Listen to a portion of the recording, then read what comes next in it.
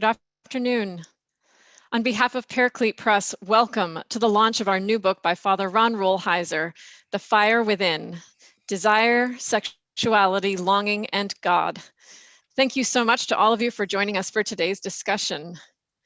Father Ron Rolheiser is a Catholic priest, an internationally known community builder and speaker, and is among the most popular spiritual writers today. His retreats and workshops have inspired thousands. He's a specialist in the fields of spirituality and systematic theology, and a New York Times bestselling author. His regular column in the Catholic Herald is featured in newspapers worldwide, and he's the author of more than 15 books, including bestsellers such as The Holy Longing and Sacred Fire, also The Passion and the Cross, Wrestling with God, Bruised and Wounded, Domestic Monastery, and The Fire Within. I'd like to invite you all to use the chat bar or the Q&A buttons to submit any questions you might have for Father Ron today. And we'll hope to get to everyone by the end of the hour. We've got a big crowd today, which is fantastic. So thank you to all of you in advance for your patience and understanding. And again, we'll hope to get to everyone. I'm just going to take a moment to read the description of this book to you. For most religious people, the words God and sex never go together. God is conceived of as holy, pure, sexless, and as morally above the raw desires that so powerfully beset us. Sex, on the other hand, is conceived of as earthy and unholy, something we must snatch, and not without guilt, from the gods. Christianity has struggled mightily with sex, so too have most other religions. And yet, when we look at sexual desire and ask where it comes from, there can be only one answer. It comes from God. This is a book on desire, its experience, its origins, its meaning, and how it might be generatively channeled. Sexuality is inside us to help lure us back to God. But dealing with this fire inside is a lifelong struggle. Father Ron Rolheiser sheds light on this mystery and the journey it takes us on in these tantalizing fragments that help give us permission to feel what we feel and know that God is still smiling on us. Thank you so much, Father Ron, for being here with us again and for being willing to dive into this important subject.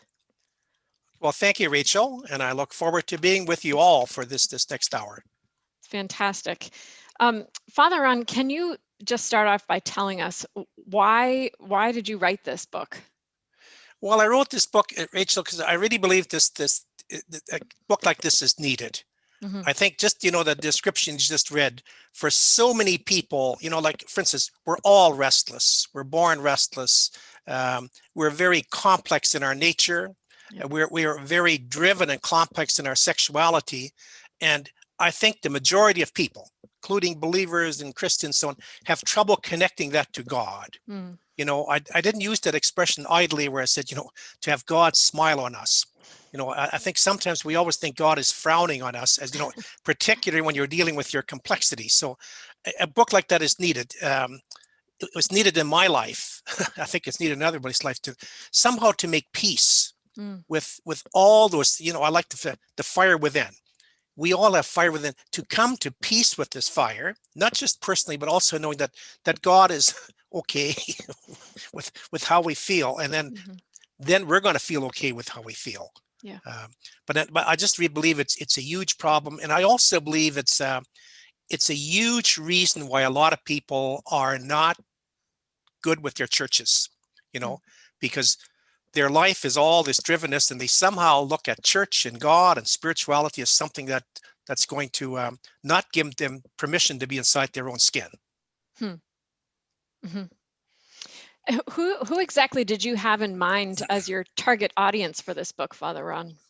Well, Rachel, with all of or most of my writings, my target audience isn't so much the converted or the people in the pews, although I hope I speak to them, but it's more for the searcher, that there's I just look at, as so many people today are no longer finding the door of our churches, and that's increasing every year.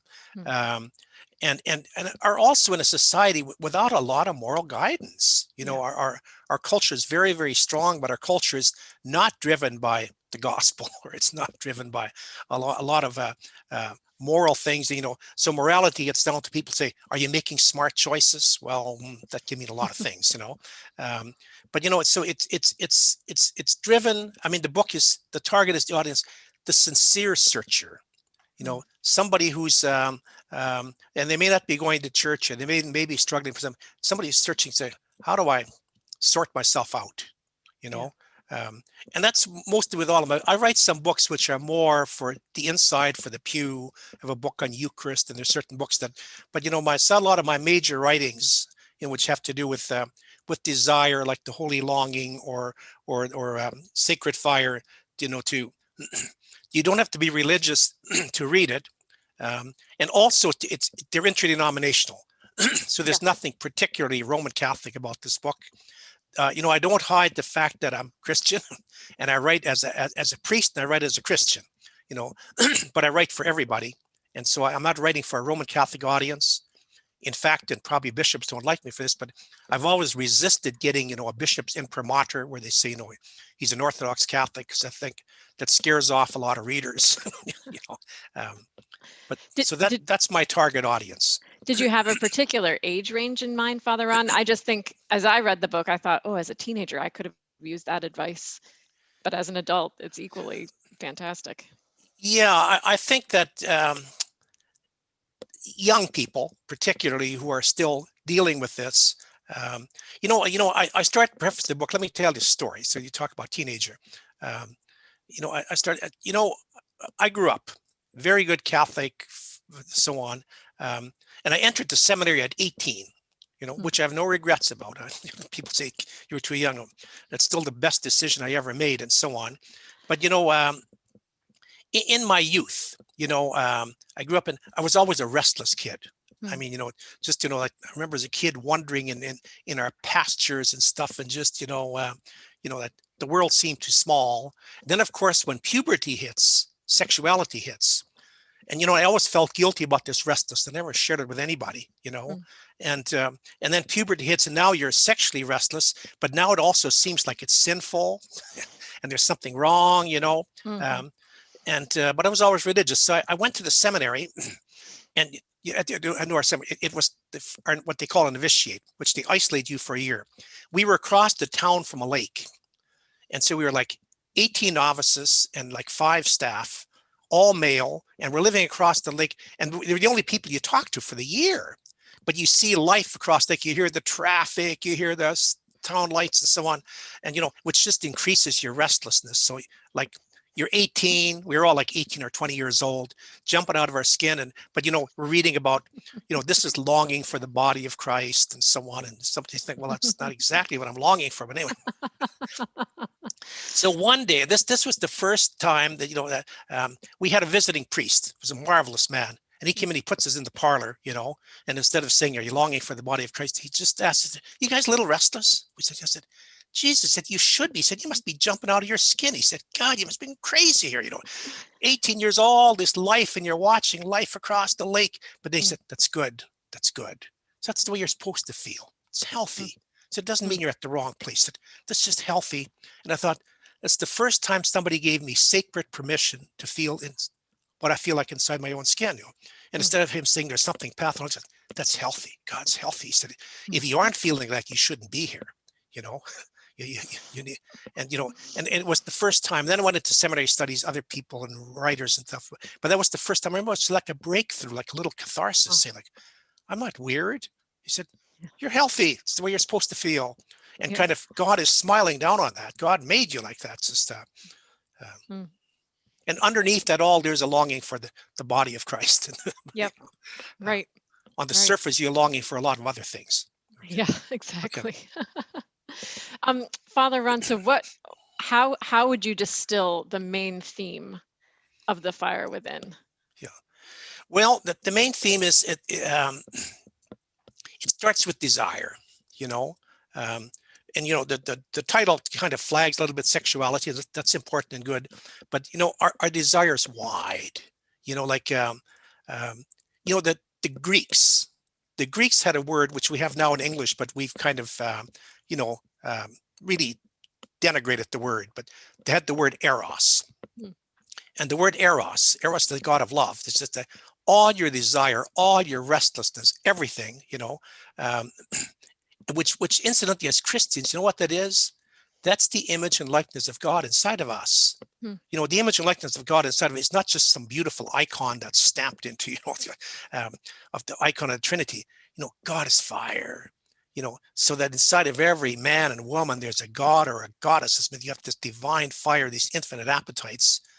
And so the book is, how do you sort that out? How do you make peace with that in terms of your own life? How do you make peace with that in terms of your sexuality? And how do you make peace with that in terms of spirituality? That this is okay with God. This isn't sinful. This is, and we can talk about that later. But it's interesting. Christianity. Don't get me wrong. I'm a Christian, and a lot of theology. But our theology and spirituality has always been weak in terms of attributing anything of that to Jesus, to God, to the Blessed Virgin. Notice, I don't think people ever notice that with Catholics speak about the Blessed Virgin. We always have the word, the Virgin Mary, why is that important that you said every time? See, so we struggle to attribute complexity to God, to Mary, to Mother Teresa, to anybody we consider holy. So then people struggle because that's not the way they feel. People look at Mother Teresa and say, well, it's nice she's like that, but certainly I'm not like that, or even with Jesus, we can't attribute deep complexity to Jesus, and we should, Yeah. Oh, so helpful. Are there a couple of pages from the book that you want to read, Father? Okay, what you stole my fire. I was going to read this, but okay, well, let me read just a little bit here. Okay. It says, desire, restlessness, and sexuality constitute a formidable trinity. It's the Trinity, but our Trinity is desire, restlessness, sexuality. Each of us is a bundle of untamed eros, of wild desire, of longing, of restlessness, of loneliness, of dissatisfaction, of sexuality, and of insatiability. Inside all that disquiet, so a French word, the French have the word disquiet. You're just not quiet inside. Inside all that disquiet, we need two things. An understanding of why, as Pascal once said, we cannot sit still in a room for 1 hour. Pascal once said, the problem with the human being is nobody can sit still in a room for 1 hour. And I always thought little kids should know that when their parents say, can't you sit still? They should say, well, read Pascal, it's not in us. Okay. So we need two things. We need an understanding of why we have disquiet. And secondly, we need sacred permission to know that it's normal and good to feel that way. In short, we need to know that restlessness makes sense and that God is smiling on us. That the same as, anthropologists tell us, and I've checked that out with every grandparent I know, they said, the greatest experience of this planet of love is being a grandparent.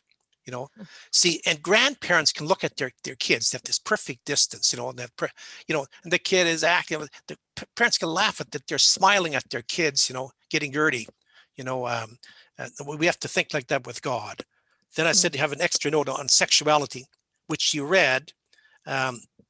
Well, let me read a little further. It said, Christianity has struggled mightily with sex, and so too have most other religions.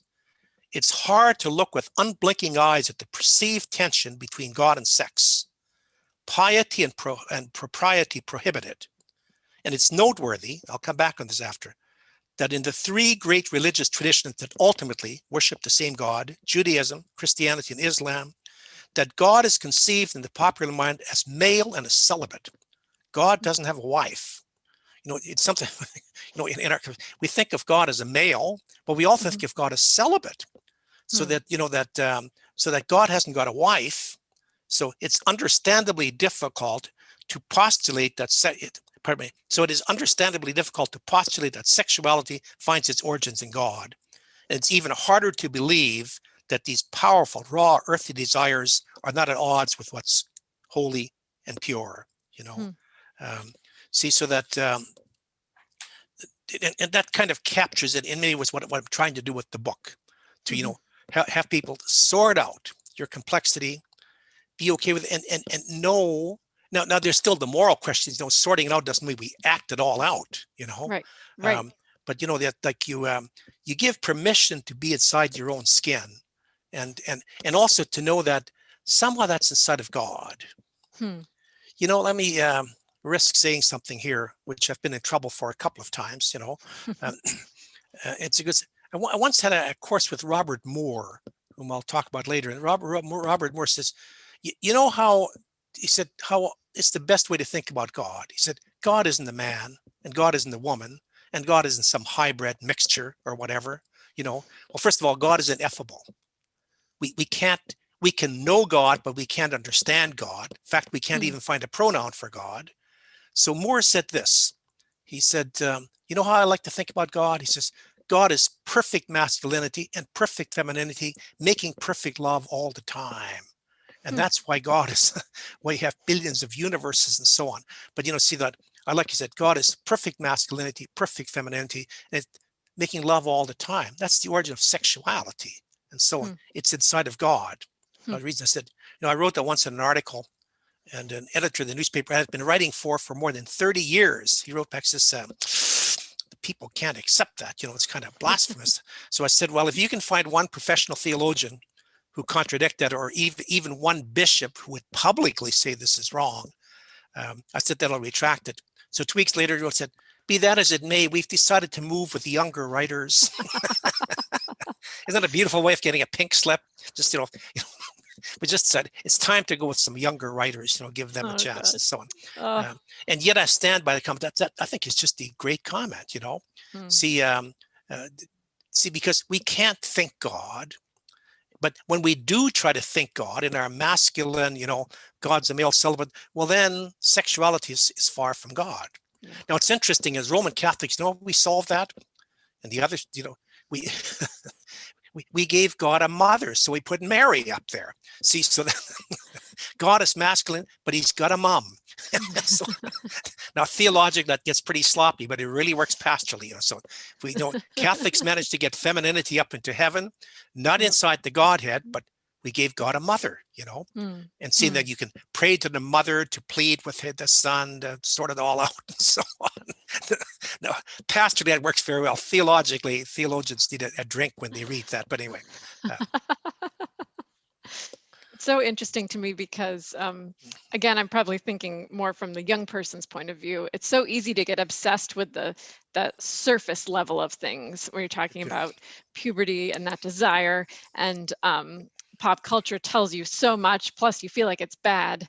So how valuable to be able to say what you're saying, no, it's okay. God made you that way. God's smiling at you. Now just take the next step. Now just learn a little bit more. And that's that priest told him vitiate, and you're supposed to be feeling that way. So you're healthy. Yeah. That's such a gift. Father Ron, you're talking about your writing, and I'm sure everyone here knows and has read your writings in newspapers all over. What prompted you to start writing about this specifically? Well, I think all writing at a certain point is autobiographical. It was as a seminary student, I became intrigued with, reading St. Augustine, reading Ronner, reading some of these people and so on. And it was so liberating for me. So I wrote my master's thesis on just the question of restlessness and desire, not so much sexuality and so on. And then I decided I want to write a book on this, which was my first book, The Restless Heart, and so on, which I wrote when I was still in my 20s and so on.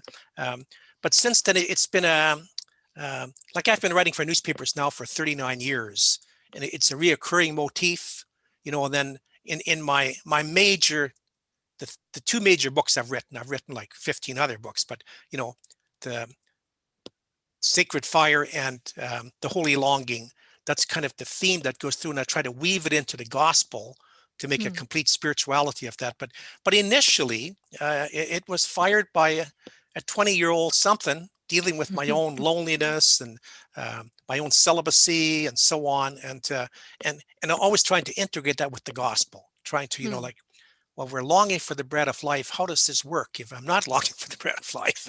And then a lot of great thinkers helped me sort this out. Yeah. Who are the people who helped you sort through these questions? Yeah, okay. Well, I can go in order, and you'll recognize it. The first one was Saint Augustine. So you read Saint Augustine, and remember Saint Augustine. Well, first of all, his whole life story. But remember, St. Augustine begins his great book with these words: "You've made us for yourself, Lord, and our hearts are restless until they rest in you." That's a complete anthropology. That's a complete spirituality. Basically saying, we're restless, and we have all this stuff because God made us for this, because we're made for something beyond just, the sitcom on television and so on. See, then afterwards, we read Thomas Aquinas, and Thomas Aquinas is pretty abstract. But even as a 19, 20-year-old studying Thomas Aquinas, I got it. Where like he uses abstract terminology. He said the adequate object. He said, what's the adequate object of the human intellect and will? Now, doesn't that sound exciting to you? No. But he says it's all being. But when you translate it, saying, what would be enough? When would be enough? When you say, what do I have to know? What do I have to feel and experience? He says, everything, everything. So you're not going to, and I read a great line later in Karl Rahner, I think I've quoted in every book. And Karl Rahner, this German theologian, he said, and he was writing to a man who was writing to him. He says, I'm unhappy in my marriage, and I'm not sure if I should get divorced. And, I'm looking, and Rahner said, well, I'm going to tell you how to live your life. He said, but I'm going to tell you this. He said, be realistic about what happiness means. And he coined this great line. It's very Germanic because it's heavy, but he told me, he said, in the torment of the insufficiency of everything attainable, he said, you'll learn that in this life, there is no finished symphony. Isn't that a great line? So, It really is. You get the symphony, you don't get, and nobody gets, he said, so if you're looking for, happiness without a shadow, it's not going to happen, And then Henry Nouwen, I met Henry. I met him in books, then met him later on in person. I met him, when I was already ordained, and but reading Henry Nouwen, describing, and Henry Nouwen was a genius in terms of he could use his own complexity, like he was a man who was infinitely complex, almost pathologically complex sometimes. He'd have breakdowns and so on, and yet at the same time, he was always deeply committed. He could hold his faith, and he could lay this out to people in a way that wasn't exhibitionistic, and it was like being introduced to yourself. I'd read him and said, God, he's like shining a flashlight into you. He's shining a light, and and he's explaining, you feel this way, you feel that way, you feel that way, you feel torn. Because I remember I was reading a line from his diary once, and he says, which he published, he said, I want to be a great saint. He said, what my struggle? He said, I want to be a great saint. He said, but I also want to experience all the sensations that sinners experience. He said, I want to have a deep life of prayer, but I don't want to miss anything. He said, no wonder I'm this bundle of neuroses and so on. But that was liberating. And then later on, when I was still, long after I began to study anthropology on my own, I was studying and Robert Moore, and Robert Moore was very, very helpful in just helping me get some of the last pieces on. So, for instance, if you read the last chapter of my book on sacred fire, the whole question of blessing and how desire and sexuality in its highest expression is actually where you become a blessing adult and so on. But also he helped me understand that the fire, that grandiosity, it's not sin. I was raised, maybe you were raised the same way, that somewhat what's all that's wrong with us because of original sin. Like God made us perfect, and then Adam and Eve sinned, and now we have concupiscence and all that. Robert said no, and I believe he says, where all this fire comes. It's not what's wrong with you; it's what's best in you. You have the image and likeness of God. You have these infinite appetites, and if you have a godly nature inside, you're going to have some struggle making peace with the world. He called it our grandiosity. And he in one of his books, he called this the dragon within. He said, you're born and you have this dragon you have to tame and channel and so on. But that insight was that, because up until I always know what's original sin, we would, and see, then you still aren't getting sacred permission. There's still something wrong with you. Where he said no. And it also Then I understood what the Jungians called your shadow. Like people always make like your shadow is bad, like your shadow. No, he said, what your shadow is, not the Jungians will say that. It's, you have luminosity inside of you, but you can't handle most of it. So you split it off. Your consciousness, this is how much I can handle, but it's your excess light that you're not handling, not your excess darkness. It's like that famous line from Marianne Williamson that they always attribute to Nelson Mandela. Yes, I know But exactly when what she you mean. said, it's our light that frightens us, not our darkness, Yep. And see, and Interesting. Moore was good at that. He said, your shadow is actually blocking you from all the luminosity you can't handle, and it is frightening. But it's like Marianne Williamson said, it's your light that's frightening, not your darkness. I love that. Turns everything on its head, doesn't it? Yeah.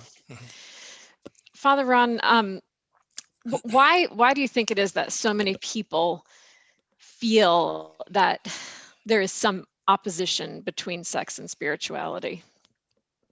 Well, first of all, most people feel that way. Yeah. Okay. So, in my opinion, two reasons. Well, one of it is because of our concept of God, that somehow we can't attribute sexuality to God. And so that strong experience in us is like the Greeks said, we somehow feel like we're stealing fire from God and we should feel guilty and so on. And then simply because of if you excuse his expressions, because of the luminosity of sexuality itself, it's so powerful, it's godly fire. And if we can't connect it to God, we're going to have all kinds of, and so that, and I really believe it's one of the major reasons why people, like especially young people, aren't moving towards their churches. They just take for granted that the church is wrong on this. Somebody told me a couple of years ago, he said, if the church never said a single thing about sex for the next 200 years, they've still said too much. So the whole idea of this impression that somehow the church is against them.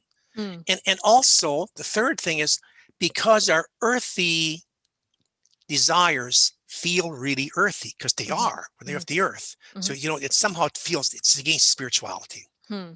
I'll use an example. I was once doing spiritual direction when I was still in Edmonton with a young nun. Very, very bright, very, very charged with energy and so on. And one day she comes and says, Father says, I've decided I'm going to leave the convent and I'm also leaving the church. So I just have too much fire. There's too much eros in me for me ever to be a serious Christian.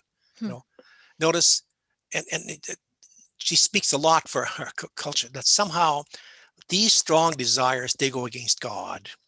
That somehow Christianity is anti-erotic and I'm very erotic. God is anti-erotic and I'm erotic. So it has a lot to do with our concept of God. And then and again, the thing I pointed out from Robert Moore, that we understand our luminosity as darkness. Yeah. These are deep shadows. No, that's your light. That's your light. See, you asked why I wrote this book. Is try to correct some of this stuff, Yeah, absolutely. So how why do you think we are so complex in that way? I mean, I know we've talked about it, like it's not wrong, it's the way God made us. So why do we turn it into such a mess? Because it's so hard to handle. Yeah. And oftentimes, and also, and the other thing, oftentimes we're alone with it. That we're, like so much of this stuff. Maybe if you're lucky, you have one particular deep friend, or you can really be honest with a spiritual director or something, But otherwise, these are also, constitute our dark secrets. like you don't really tell somebody what your daydreams are and how you really feel and so on. And not just with that, also with them. I always say we also struggle with the fifth commandment, which is who do you want to kill and who don't you want to be around and so on. But see that there's so much that's kind of like these are our shameful secrets that we don't want to talk about. Yeah. I'll give you an example. And again, just this past weekend, I preached a retreat online, on sexuality.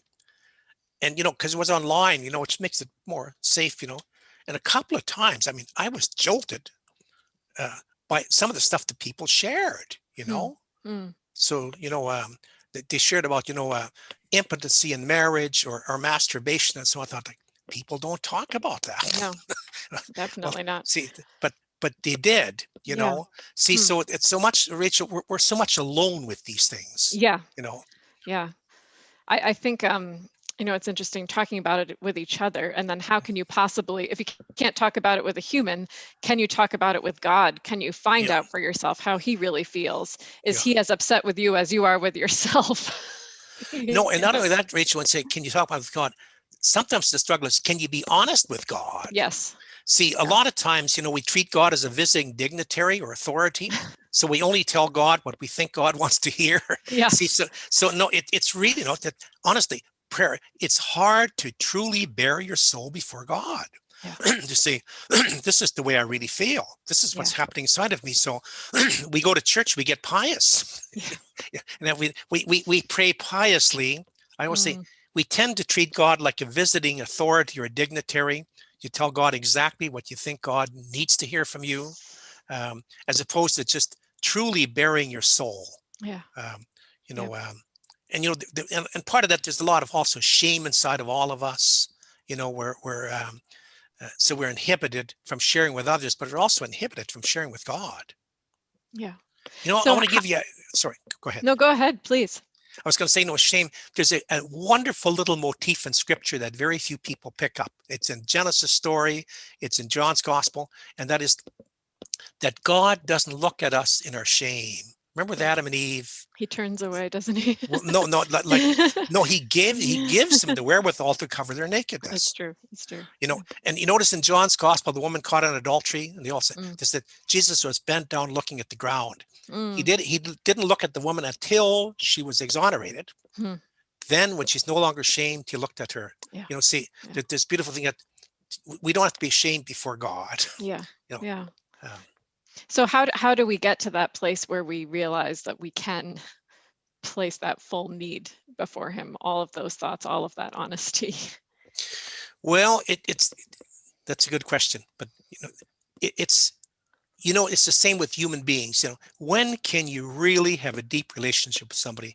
When you break through and you let yourself be vulnerable. Hmm. But that's particularly true with God. Like I said, Yeah. like in our prayer lives, we have to truly be naked before God. Yeah. See, and then we'll find out it doesn't kill us.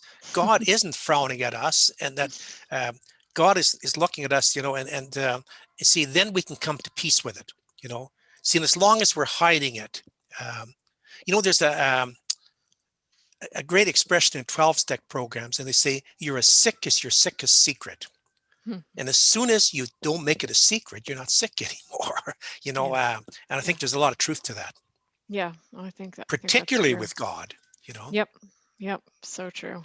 Well, this, Father Ron, if you don't mind, I might turn to some of these questions Okay, that are sure. coming in now. I think this sort of connects with what we were just talking about. Antonio is asking, how do we help people to get in touch with the fire within? Well, Antonio, that's the $1,000,000 question. That's why I wrote the book. That's why I preach and do retreats and so on. I think to try to two things. I'm going to use two words: awareness and permission. Hmm. Like to give people, um, first of all, permission. One of the reasons why we don't want to get in touch with it, because we think if we get in touch with it, it's our dark side. But to say, like, we are like that. You know, um, I'll use that example I used with the priest when I was 18 years old. Mhm. He came and said, "You guys feeling restless?" Like, he asked the question, and he says, "Good," and it's good. See, so I think as whatever your teaching role is, as a parent or as a friend, in my case, I'm a preacher, a teacher, a writer, and so on. I think we have to lead it with the question: "You feeling a little restless?" You know, there's some of this, do you really feel that sexuality is against God, and so on, and then lead Mm. it in, and then move it from there. Yeah, thank you. So good. Um, Jean is asking, going back to what we were talking about how to open that up with God.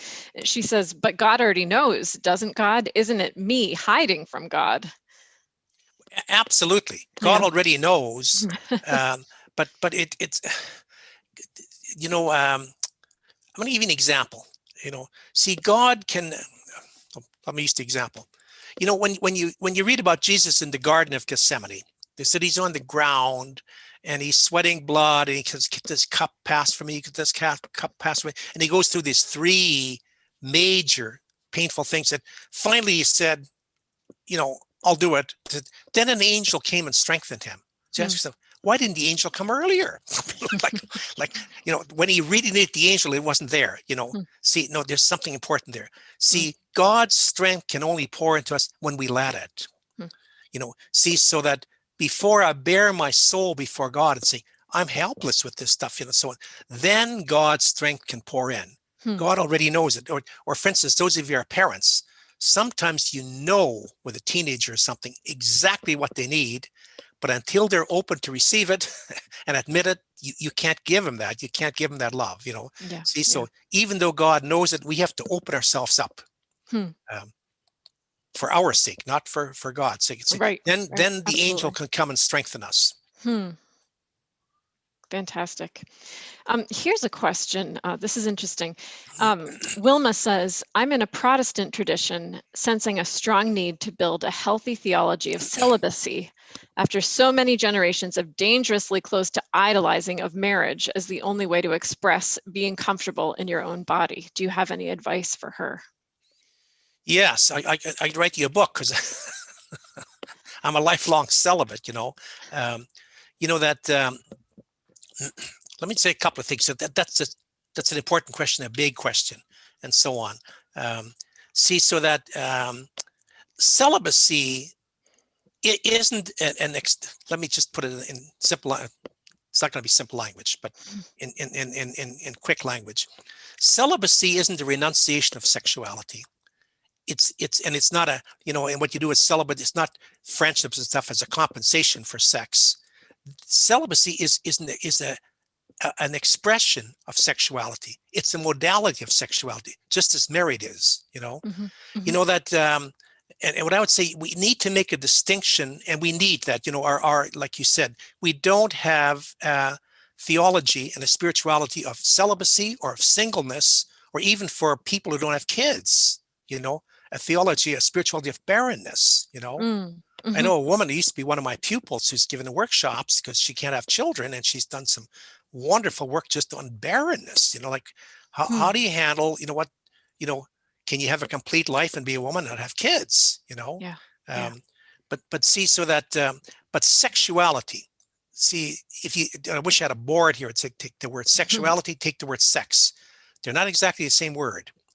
Sex is part of sexuality, but sexuality is a wide energy. It's a desire for community, for friendship, for love, for creativity, for gardening, for drinking wine, and so on, for nurturing people, and so on, for teaching. Those are all, they're not compensations for not having sex. They're part, and part of that is having sex. But see, sex is only one component of sexuality. But we haven't ever, even in the Catholic Church, where we have professed celibates and so on, I'm not happy that we've ever developed a really good theology or spirituality of celibacy or single life. Because today there's a lot of professed celibates in the church. We're just a small fraction of a minority. There's a lot of single people in the world. And oftentimes they haven't been given permission to feel like full human beings. Totally. Not just by the church, but also by the culture. Yeah. Our culture likes to see us in pairs. And when you're alone, you're odd. Yeah. So we really need that, and it's in our tradition. And if, for instance, as a Christian, you can start with the fact that Jesus was celibate, and the why, but you're right, that not just the churches, but our culture has deified, that basically you walk in pairs, and if you're not pairs, there's something wrong with you, or there's something not right, abnormal. So true, helpful. Father Ron, Al is asking if you have any suggestions on how to best read the book.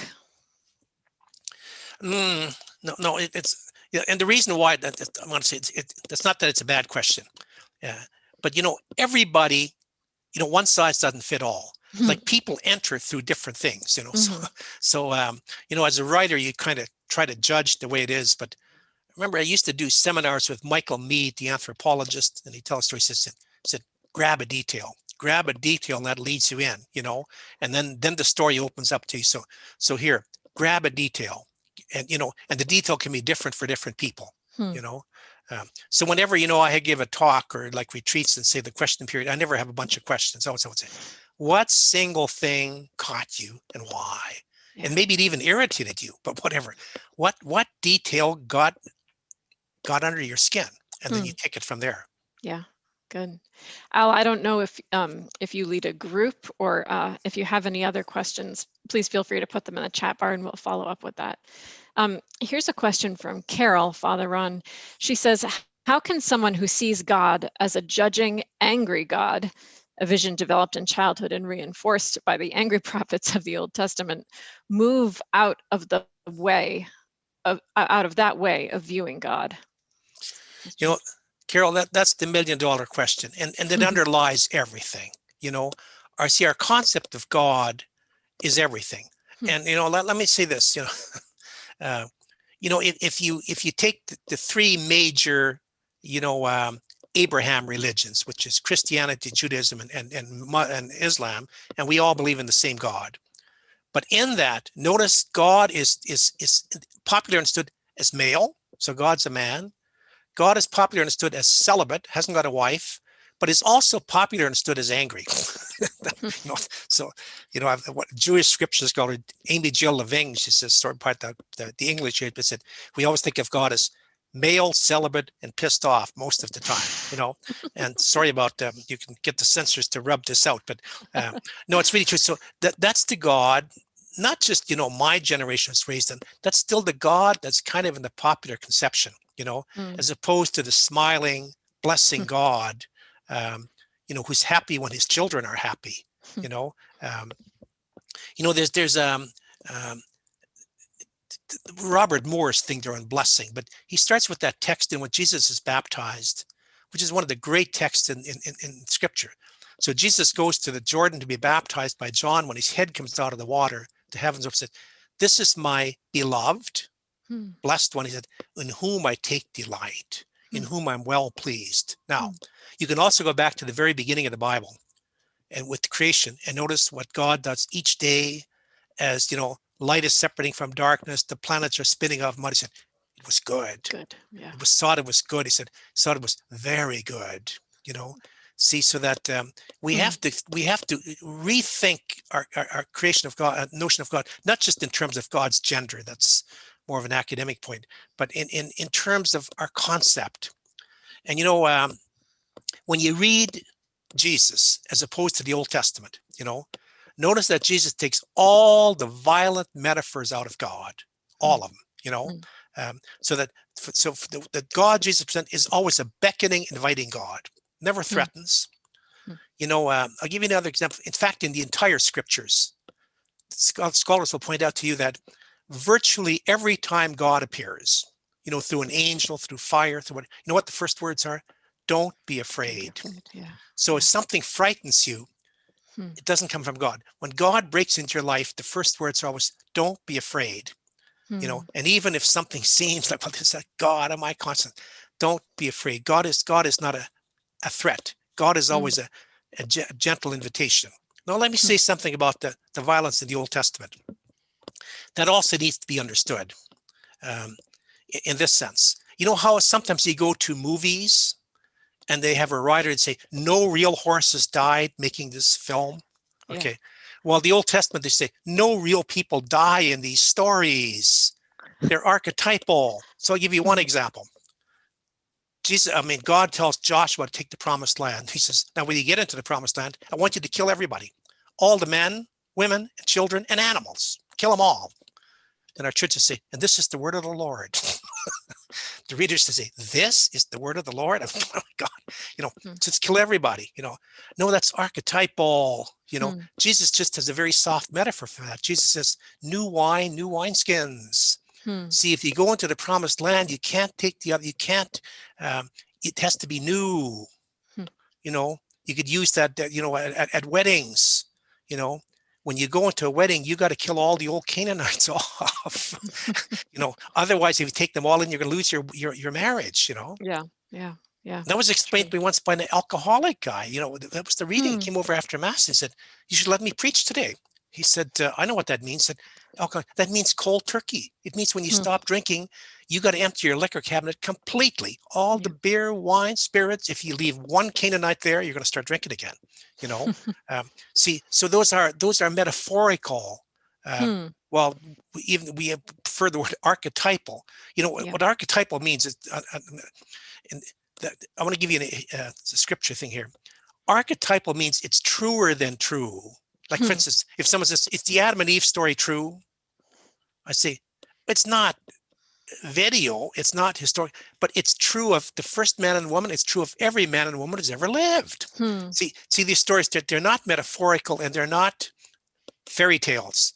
You know, that's what archetypal means. They speak about the human heart and the human condition forever. You know, Adam and Eve story. It happened to them. It happened to every man and woman. It's happened to you and I. You know, that's a perpetual story. You know. Yeah. Yeah. Thank you. So helpful. Patty has an interesting question, Father Ron. She says, "Is the fire within still strong for someone who is dying, or is it different?" Good question, Patty. And I would, you know, I've never been dying. Okay. So I'm guessing, no, I've worked at that.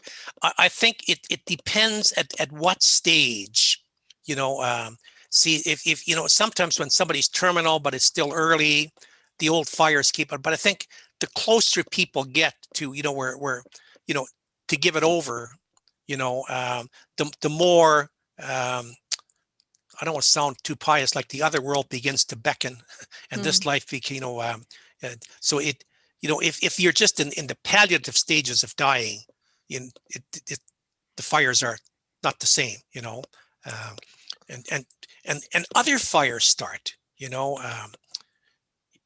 there's a great story, you know, just figure to the author, I'm just copying some of this out, but this woman doctor said when she was a young girl, she had to be a candy striper. You know what? I don't know if they still do that, where, you know, you're 12 years old, you go and you get to play nurse for a morning and so on. But she did that. She said, so she was assigned one Saturday morning to this elderly woman. She said, and I came into her room. She said, I was supposed to be there for 3 hours. She said, and she was completely seen comatose. She was looking out the window. And I kept talking to her. She wouldn't answer it. Say, "Do you want something?" Nothing. "You want something?" So she said, "I just sat and read a book, and every 15 minutes I check, can I get you something?" I never looked at me. So it's finally after the 3 hours, I said, I got up and I said, you know, well, I'm leaving now. And she turned from the window and she looked at me and said, and I saw the strangest thing I've ever seen on a human face, you know. And she said, I said, "What were you looking at?" I said, "Well, dear," she said, "I was looking at the light. I was looking at the light." Now, she said, you know, when I saw this this woman became a gynecologist. Just when I delivered my first baby, when the baby comes out of the womb, it opens its eyes. That's its look. It's seeing the light for the first time. See, so this woman, she was palliative.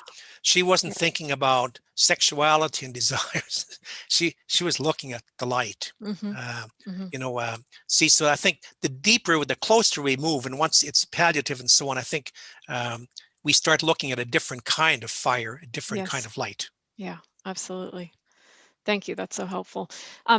Colleen says, she says, "The nugget I grabbed onto was your teaching in chapter 2, relating the raw desire of both the baby and the adolescent, which will be invaluable as I listen to my grandchildren." Yeah. That's fantastic. You know, it's interesting in there. I do compare babies and adolescents who their raw desire is so strong that a lot of times they don't care about consequences. Like babies just pull stuff on themselves and hot tea kettles and whatever looks good. Teenagers tend to do that too. So true. Yeah. Thank you so much. I'm just scrolling through here. I think unless anyone else has any further questions for Father Ron, I'll just, oh, here's one. Martin Wells says, okay, let me just read through this. He's talking about Okay, some of us in long marriages have learned that sexual intercourse is really fun. Fun because it is such an exciting aspect of the complete love as God's gift. Do you speak of sexual expression as fun? That's an interesting question. Well, no, I don't. Maybe I should, but no, I prefer the word I use is delight. It's Yeah. meant to be delight, So Yeah. and I think hopefully delight covers that. But so it's meant to be thoroughly enjoyed. Some of the things I've said, right, preach, I say like we don't get enough sermons from the pulpit challenging people to enjoy their lives and to enjoy. So Mhm. so it's meant to be enjoyed. It's meant to be delight, and I think that covers fun. Absolutely. I probably avoid the word fun because it can make it sound too, Yeah. too lighthearted and so on. Yeah. Yeah. And too much like some of our sexual ethos today, where people have hookup sex just for Right. fun. Right. Right. Really helpful. Thank you so much, Father Ron. I think that does bring us to the end of our questions.